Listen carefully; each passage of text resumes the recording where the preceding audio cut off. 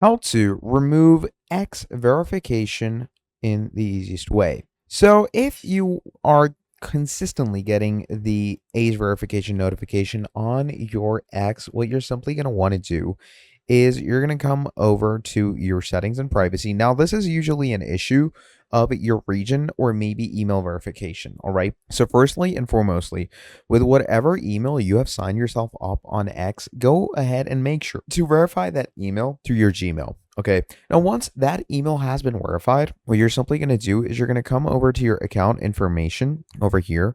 And once you're over here, what you're simply going to want to do is you're going to come down here to your age. Okay.